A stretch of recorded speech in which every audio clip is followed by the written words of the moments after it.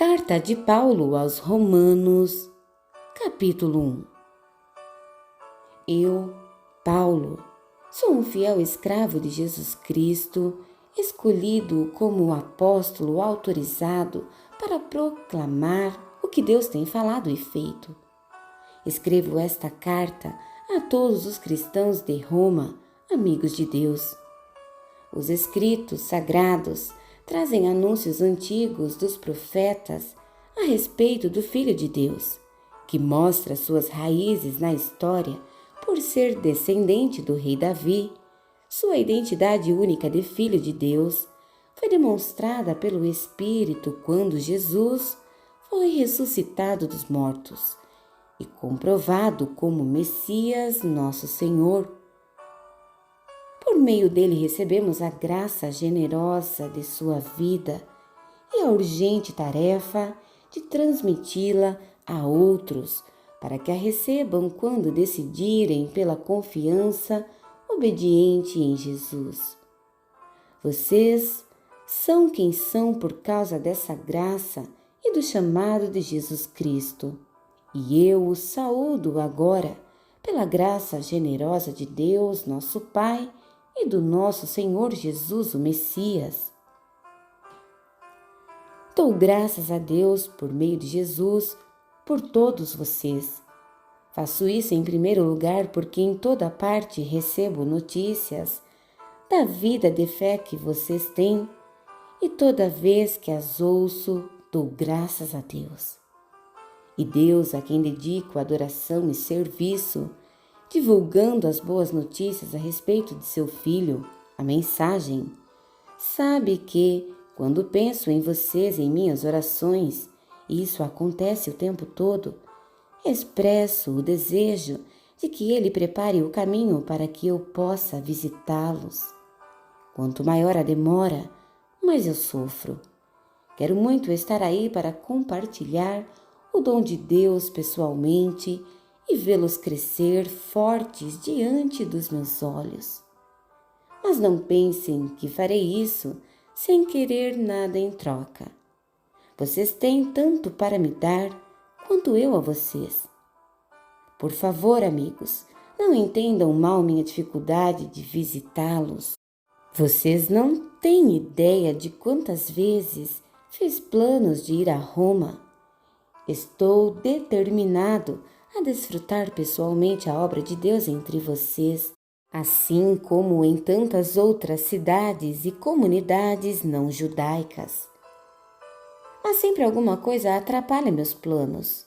De fato, todos, gente educada ou ignorante, sofisticada ou simples, mostram-me como dependo de todos e sou devedor a todos. Por isso não vejo a hora de encontrar vocês em Roma e pregar as maravilhosas notícias a respeito de Deus. São notícias que tenho orgulho de proclamar, essa extraordinária mensagem que revela o magnífico plano de Deus de resgatar todos que confiam nele, começando pelos judeus, mas abrindo a porta para todos os outros povos. O modo de Deus tornar justo o ser humano se manifesta em atos de fé, confirmando o que as Escrituras dizem. Aquele que vive de modo justo diante de Deus, confiando nele, vive de verdade. Mas o furor divino é despertado pela falta de confiança do ser humano em Deus, pelos erros repetidos, pelas mentiras acumuladas e pela manipulação da verdade. Mas a verdade essencial sobre Deus é muito clara. Abram os olhos e poderão vê-la.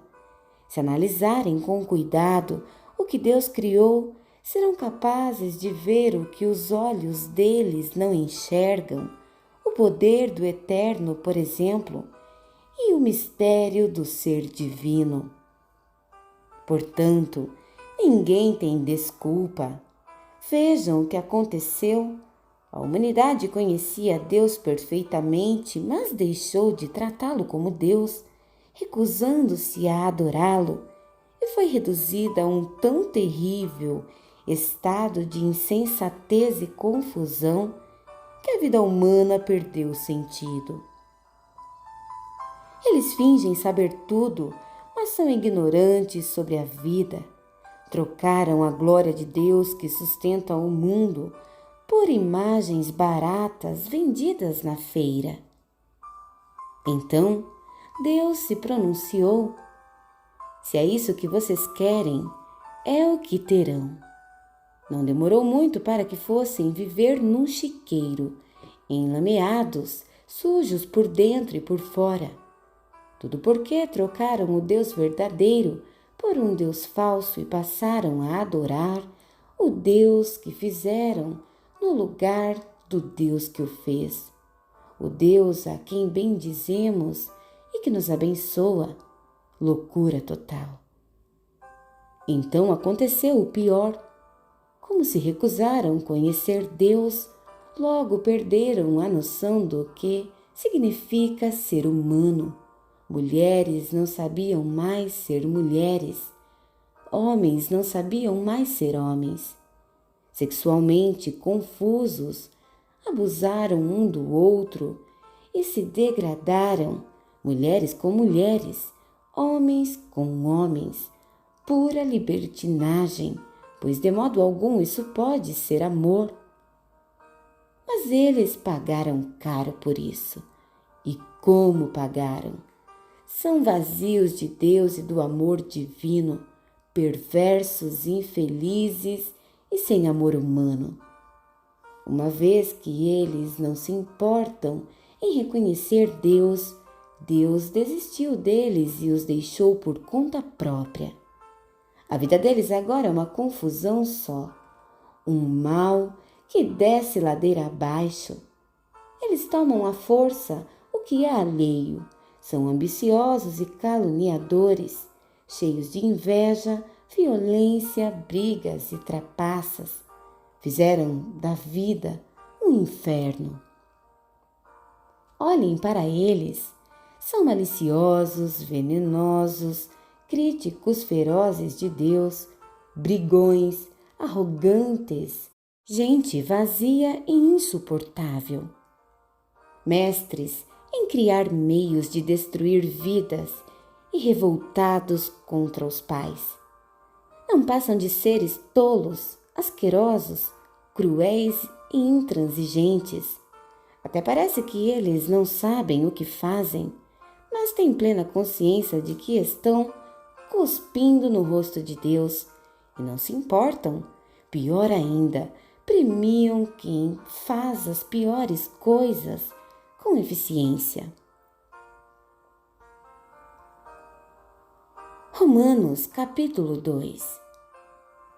A humanidade caiu num abismo cada vez mais fundo. Mas, se você pensa que está em nível mais elevado de onde pode apontar o dedo para os outros, esqueça. Cada vez que você critica alguém, está se condenando. Você é tão errado quanto quem você critica.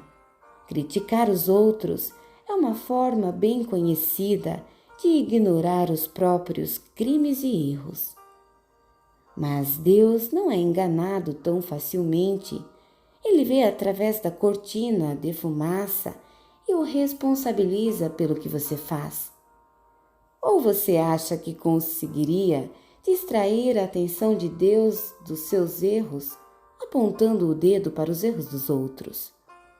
Ou que, por ser um Deus tão bondoso, Ele o deixaria livre de obrigações? É melhor pensar direito desde o princípio. Deus é bom, mas não é bobo. Por sua bondade, Ele nos toma pela mão e nos conduz a uma mudança radical de vida. Não há como escapar. Rejeitar Deus ou fugir dele é como jogar lenha na fogueira. Um dia, o fogo intenso e alto, o julgamento justo e ardente de Deus, irá queimar tudo. Não se engane, porque no fim todos terão o que merecem.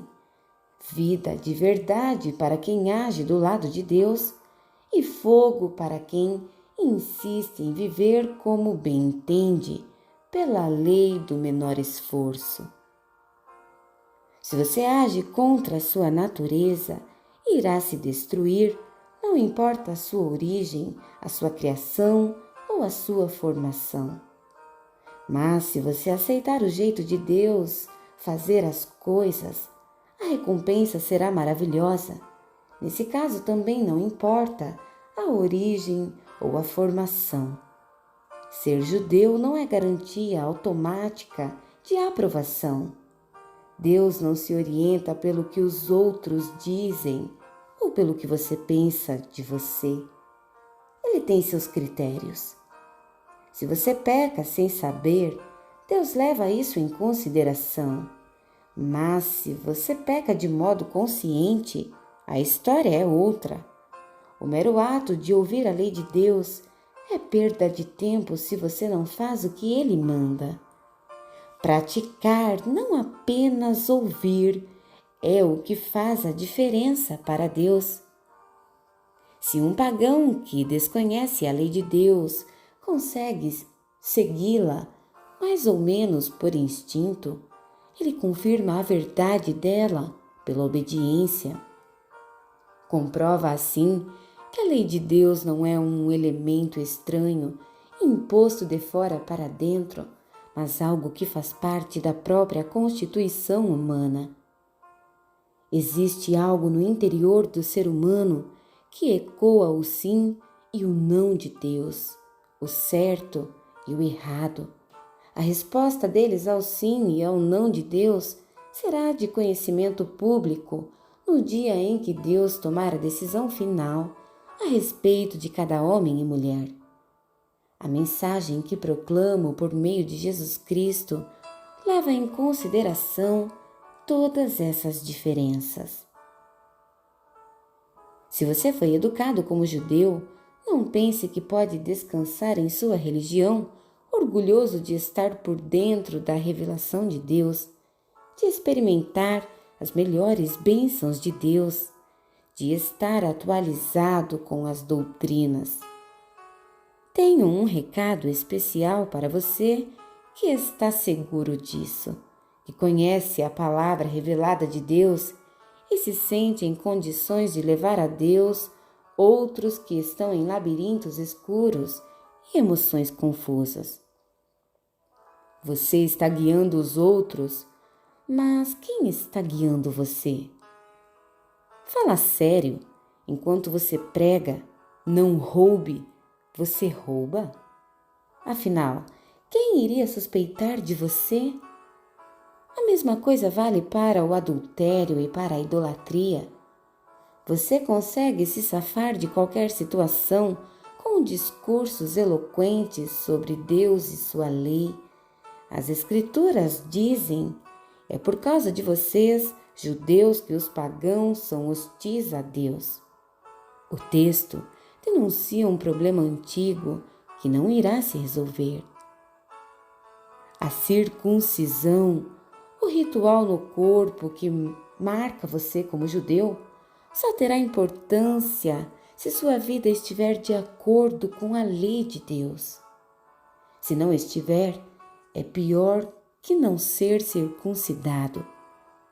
O oposto também é verdadeiro. Quem não é circuncidado e vive nos caminhos de Deus é tão bom quanto o circuncidado e até melhor. É melhor guardar a lei de Deus sem ser circuncidado que quebrá-la sendo circuncidado. Entenda isto. Não é o corte feito por uma faca que o torna judeu. Você se torna judeu pelo que você é. A marca de Deus no coração, não a da faca na pele, é que faz de você um judeu. E a identificação vem de Deus, não de críticos legalistas.